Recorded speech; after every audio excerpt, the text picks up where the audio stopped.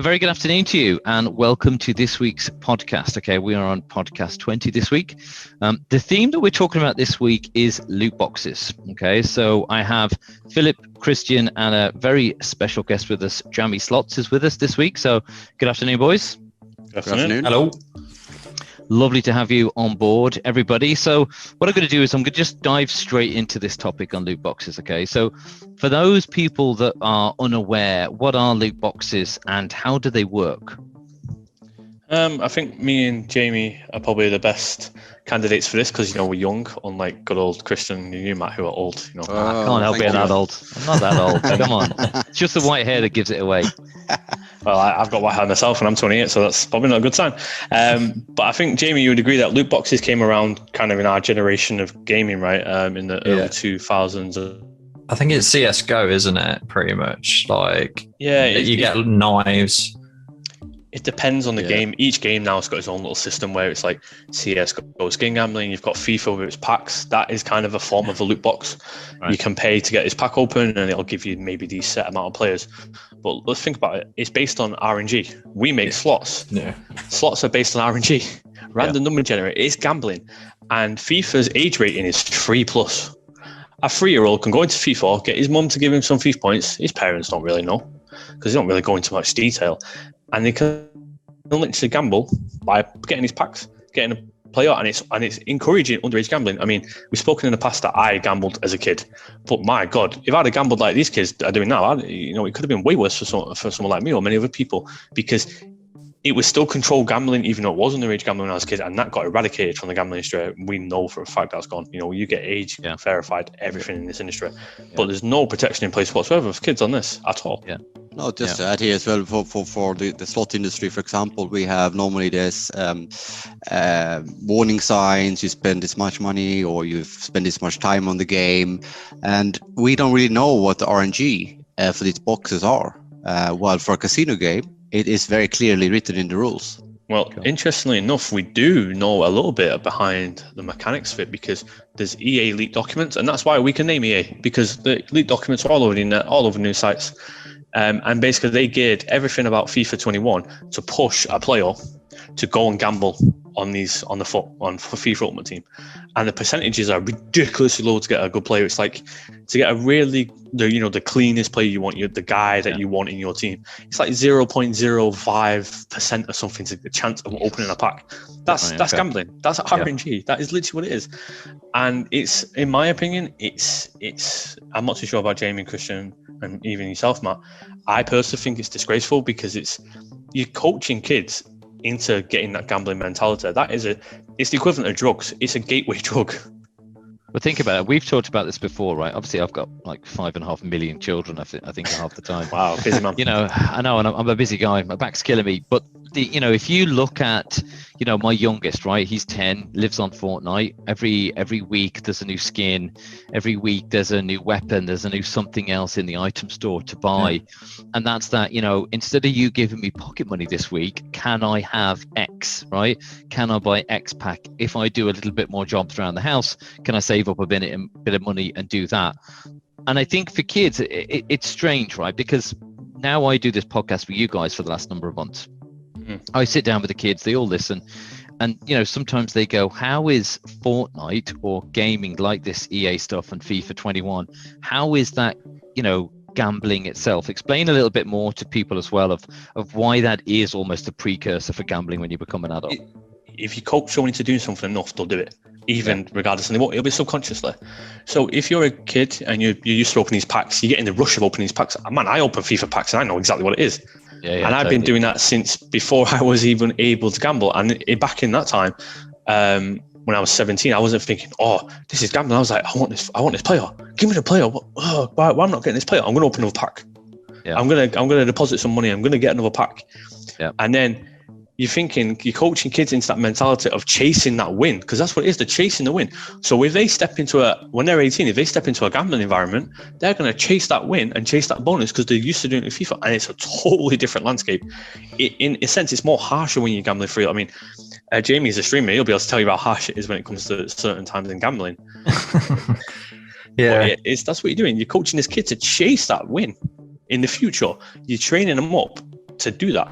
The thing is, though, like the one thing that I am going to add, like, so when you're opening a FIFA pack, you go into like a stadium thing and it opens and stuff, and there is ways to tell if you've got like a decent player or something. And I think that's like, I've seen people do it, and then they're just like, if they don't see that like just skip flash it or away, something, don't they skip it. They don't want it. They don't want it at all. So, it's the mentality of it's not good. it's like in the UK now, they're taking like fast spins away and they're taking autoplay. Yeah. On a slot, you could, if you know a spin's gonna be dead by the first 3 reels, you can literally skip the spin basically by just clicking it, and it'll stop spin straight away, and it's done, and you can just carry on. What Jamie just said there, that's the equivalent of doing that, but in a slot game. So you're already coaching, as I said, these people to go into a slot in the future, or maybe not in the UK market, maybe in a different market where that is still available, and they'll do that. Yeah. And then the tactics they use as well, such as, they put out these limited packs, so that the players get that fear of losing out of this limited edition player or special deals. So it makes them even more encouraged to push through FIFA and this year, get that up. For that, has been insane. I mean, there's been a new limited edition player, or you can only get this item if you pack it, or you need these packs, you need players to get this item every single day. I think at one point, I was actually complaining to Christian. I was like, mate, I can't even play FIFA at the moment because it's like every single day there's a new player, and I'm like, I can't, because there's literally, it's driving you to buy these packs. And if you look at the leaked documentation, everything that they describe in the process is driving you to buy these packs. They literally state it in black and white. Yeah. It's not the same way as it used to be before with the old-time games where you had to progress in the game to get the next character. Now you have to buy them. Yeah, well, and that's the thing. Pay to play, isn't it? That's what it's called, pay to play. Yeah. So that I suppose then lies where the risk is for underage kids of making that jump where you are just playing computer games, right? And I know we said from the get-go that I'm an old git, and I am an old git, right? And I like to just play a game, just play it, sit down. Even if I haven't touched the game in a year, I know I can just pick up a game and play it. I try, and if I haven't played Fortnite in 6 months, I'm just going to get killed by everybody. You know what I mean? And it's that sense of, is that such a big risk then, you think, from these young kids that are playing these games, getting that mentality? Is that such a huge risk? And if it is, what potentially could be done to prevent that from happening to these young underage kids? We know it's a risk because if you look at markets like Belgium, they've started to ban these packs, loot boxes, effing totally from their market. They've told to the game developers, like, no, this is gambling. F you, get rid of it, pretty much. Right. And EA is trying to go after him with lawsuits and blah, blah. Not just EA, there's other developers, but we're mentioning EA so much just in case anyone from EA is listening, because you're the subject of leaked documentation that is in the news. Unlucky for you. And this is why, at the end of the day, if that is a good step from the Belgian government to get rid of this, the UK government are laughable. It's difficult because with the gambling industry, we have a lot of restrictions in place to stop people underage gambling. So it's difficult for the gambling industry to really do anything, because we've had these like government inquiries, etc., etc. We mentioned Belgium's actually taking really good steps to block this, but the UK had a parliamentary inquiry, and all the game developers basically went, prove it's gambling, because the people who are doing these queries don't have a clue what they're talking about. And then they always say it's the gambling industry's responsibility. Like, you can ask Jamie as a streamer, he will get age verified KYC documentation more than anyone on the planet, probably. He'll be able to back me up with that. Yeah, definitely. So obviously I think it was about 2 weeks ago, so I was making withdrawals on William Mill, and I've been asked, and I've had a deposit limit now of 2k on my account. So they're taking action, they're doing something. They're saying, hold on, this is your limit. But obviously games and that, they don't have it. It's I don't know, it's just something needs to be done, because it is gonna create a bigger issue for younger generation, pretty much, for the younger kids. And with the gambling industry, Christian will probably agree as well, we get tarred with the brush like it's our fault, and we're like, we're doing everything physically possible in our repertoire, and even coming up with newer ways to stop underage gambling. And every time in the pulpit section, it's like, it's the gambling industry's fault. And we're like, we can't make these game developers do this. Like, this is not our job. They're not even in our industry. Gambling is not video game. It's not the gaming industry. It's gambling industry. If I turn around to EA Sports and be like, "Oh, do you mind stopping these 3-year-olds gamble on your game?" They'd be like, "Fuck you." Pretty much, it's worth billions to them. More or less. They're not going to stop. But then you have, like, for example, if we turn back to the online casino industry, so you have the big players in the market. They do a lot of research on their own dime, so to say, about problem gambling and how to prevent this. For example, there was a big company, Kindred, came out. They're trying to be, by 2022, they don't want any income from gambling problem players. So they made a statement like that. And these are the things that we are in the casino industry are trying to put measures in place to safeguard the players, while these loot boxes, there's really absolutely no regulation, and there's no real, we can't really see what's coming out of them. These things are not tested. Like, if we Arcadem releases a casino, a new slot game, we have to go through certain testing labs to make sure it's fair for every jurisdiction, for every country. There's nothing like this with loot boxes. It's just like, here you go. And one of the caveats as well, for instance, if we need to get a UK certificate, one of the caveats for our game is it cannot appeal to children. So you will never find an Arcadem game that will appeal to children in that style, because that's not my audience. That's not the audience myself, Christian, the rest of the team at Arcadem are targeting. We're targeting 18 plus people. I'm not going to make a game full of teddy bears and freaking Charlie and Chocolate Factory or whatever. And what you got to consider as well is the fact that the video game industry doesn't have this legislation or regulations in place. They can just get away with murder. And there's nothing we can do about that. They have their own rating system for games, and you can say, "Oh, the game's 18 rated. The kids shouldn't be playing like some shooting games." But the parents will just buy it because they don't understand the gambling behind it, because it's very in the public perception. But it's anything to do with that, it always gets pointed at us and not to the people who are actually causing the issue. And I suppose as well, if the likes of these gaming companies don't get involved and actually don't try and take physical steps themselves to stop these being in the games, ultimately they've got a multi-billion-dollar marketing advertising spend. They can put out any spin imaginable. So you have got parents just going, listen, it's an 18 games, but it'll probably be bang on for the kids. They're just going to buy it for them anyway. Do you know what I mean? So that's a different thing. You got to think about it as well. If you're making billions and you don't have to change the way you're making billions, are you going to change the way you're making billions? No one's going to do that. No. I mean, if I'm not being funny, if the shoe was on the other foot and I was them, I probably won't care either. But I care because I've seen what gambling can do to people. And if you're coaching kids into that mentality at such a young age, then that's out of order. So how do you think it got this bad then? We've talked about in loads of our podcasts, right, about the fact that, and even on this podcast today, talk about regulations, talk about what everybody's trying to do to make sure from a gambling perspective there are no underage gamers. But how did this sort of loot craze thing get to this point without regulation being in place? It pretty much started with like a younger audience, pretty much. They kind of like started streaming it and showing it live, like on YouTube, and creating content. That's where it all started. Like I said before, Syndicate, he's a young kid. He had a brainy idea or whatever, and he decided to open this website and he's been penalized for it though. He got I think he got done, or he got fined, or he got something done to him. So if he's getting this done to him and something's been done about it, then why can't EA or these bigger franchises? So the answer to that is he can't afford an army of lawyers. Yeah, correct. That's how it goes. Yeah. Is it that clear cut though? Do you know what I mean? And well, again, it's I like more to the play fact devil's as well. advocate sometimes. Do you know what I mean? Because is it as clear cut as the fact that this Lone Ranger potentially hasn't got a ton of lawyers, or is there something else in play? Let's forget the money. Let's get that aspect out there. So let's say forget the lawyers, all that sort of stuff. When you look at bare bones stuff with gambling, it's very much age gated. I remember we posted a video today on the Arcadem LinkedIn to promote the game coming out Thursday on Dime Romance. The YouTube video that is the gameplay trailer. Remember, you mentioned to me like, "Oh, is this age gated?" And I was like, "Yeah, because gambling it has to be age gated. I want only people who are 18 plus seeing this." Yep. However, on the flip side, with the game developers, it's a very much self-enforced age limit, right? So they can say FIFA's 3+. They can say this game's 16, this game's 18, because it's an industry-wide policing body of themselves, basically.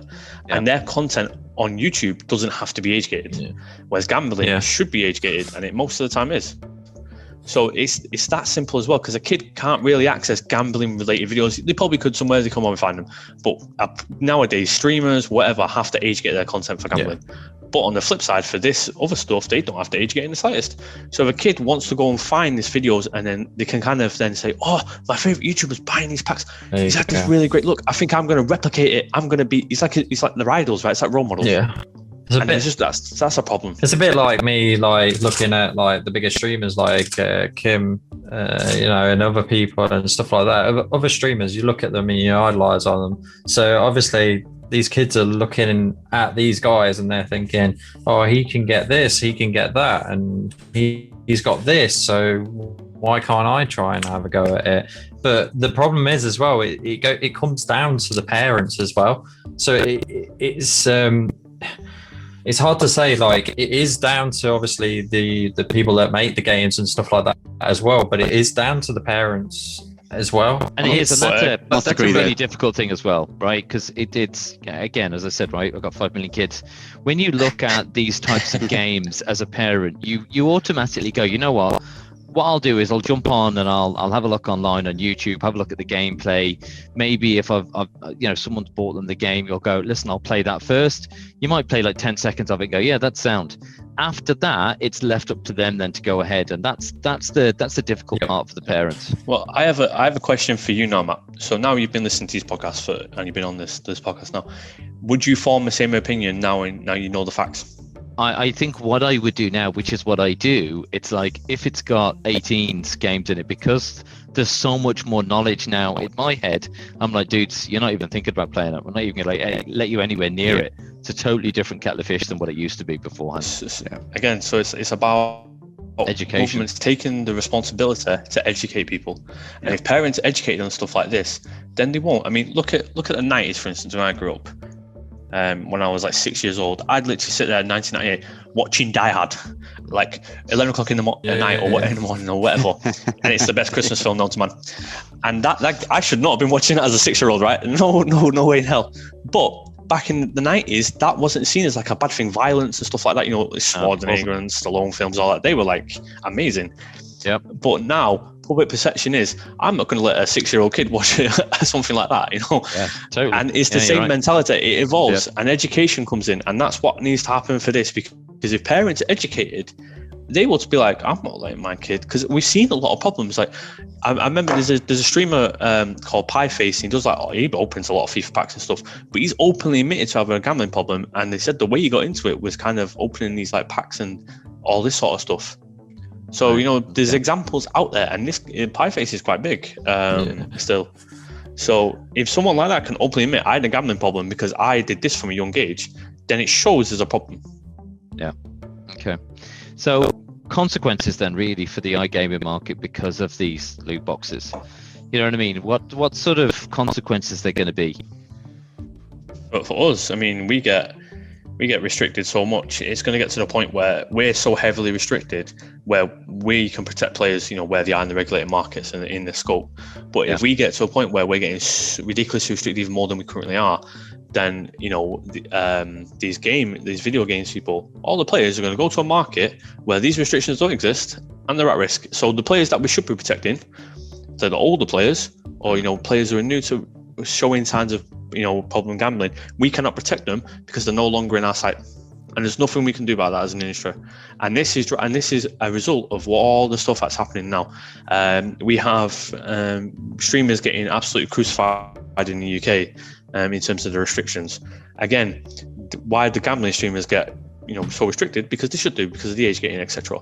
But on the flip side, you got the other people gambling over there, over the fence, and they're not restricted at all.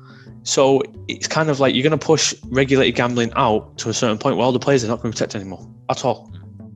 Yeah. Okay. All right. So what do you think then, and this is, again, I'll let all of you take your own sort of personal stab at this. What's the future of loot box mechanics in video games? Monthly, I think. I think they should just do it monthly, and you get it through that way. I think that's the way that they could go. And then obviously they're not going to make as much money, but at least it's something. They could probably I don't know. It's really hard to say because games get created nowadays, and it's all about, you get like free games, and it's about the in purchase, after for the skins, for the extra update, or for something, a seasonal thing. I think some form of legislative model would be necessary to just to precise the definitions to avoid any possible workarounds of this, how it works. These things need to be very, very clear in this. I do agree with Jamie here that the monthly thing could be quite good because it's a subscription, like you subscribe to Netflix, for example, or Spotify, or whatever your preference is. That could be a way forward that could work very well because the parents have a better understanding then as well.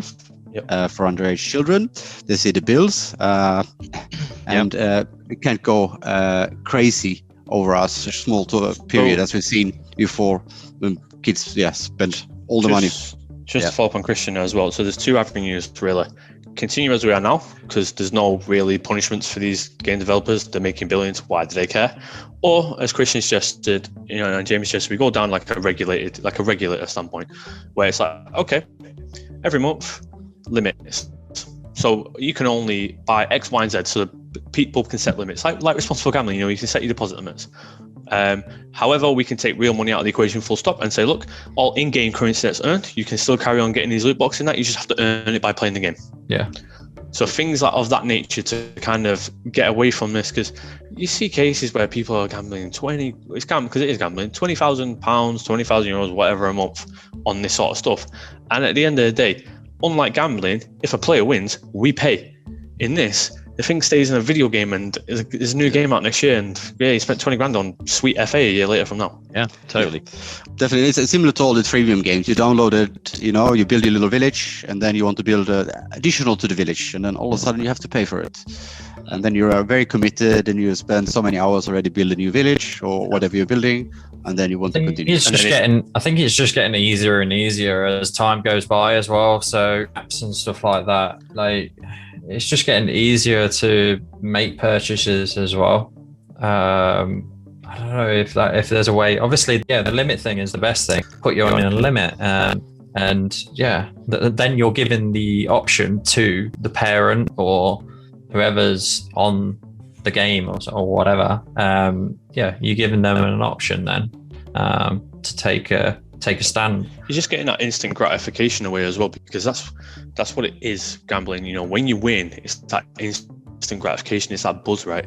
And with this, when people open the packs, that's literally what they're getting. I mean, when I get a great pack on FIFA, I'm like, yes, amazing pack. Oh, this player's gonna be so good. I'm gonna smash these people with this player. And then literally, I'm like, afterwards, I'm like, it's just a player in a game. Yeah. But for these kids who are playing, well, not just kids, adults as well, don't get me wrong, adults gamble on this sort of stuff. It's the thrill. And that's what gambling is. That's literally what gambling is. Gambling is a thrill and a form of entertainment. The thing is as well, I've noticed with FIFA and that, people use games as like investments. I mean, look at so there's a game called World of Warcraft. When I was younger, I literally farmed that quite a lot. I was younger, I don't know, 16 or whatever. I had an account. And I farmed it, and you can sell them at quite high prices as well. Like I sold mine for like 3K. 3K. We're in the wrong industry, man. We can sell these cards for 3K a pop. Yeah. Do you know what? But like the thing is though, like the FIFA and the other stuff, people use them as investments as well. This is the scary thing as well, is that games are becoming investments. Yeah, there's actually a game. I think it's called Entropia, if I'm correct. And people are buying real estate in this game, and it's kind of like people are buying this real estate in this game for like 800 grand, stuff like that as investments, and they sell it in the future. And the whole in-game economy works in terms of like players being able to cash out some of their in-game earnings as like real money.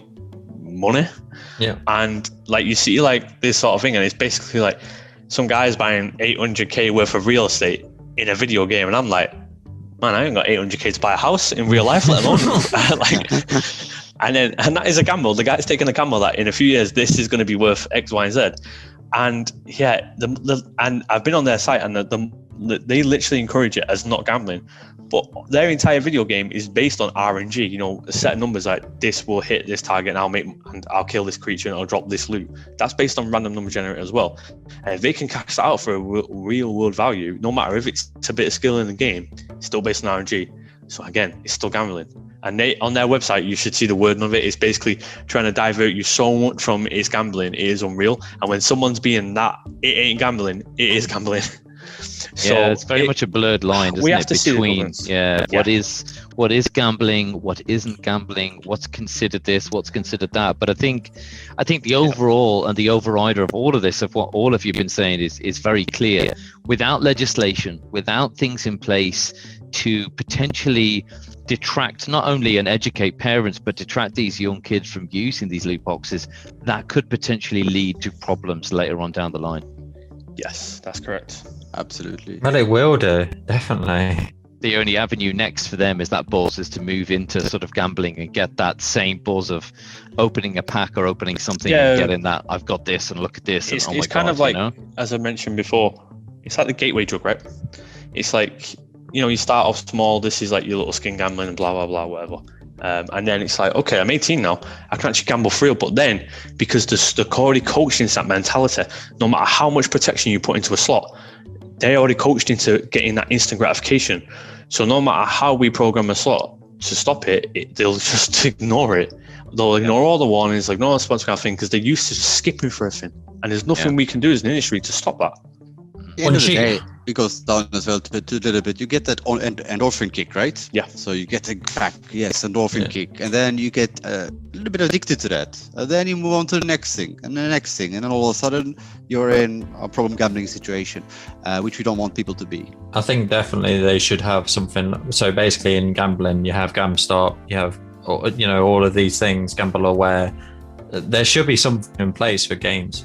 Yeah, but imagine if you went to the government now, or any legislative body, and were like, we should have the equivalent of GamCare for video games. They would laugh in your face. Yeah, I know. Because governments don't see it as a threat. No. And even the press is trying to say to them this, and some governments have, like Belgium mentioned, but the majority don't consider it at all. And that's the worrying part. It's not even being considered as a threat. Yeah.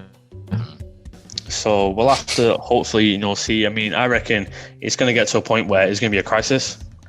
And then and it's too late, but then they'll start kicking everything into overdrive to get it sorted out.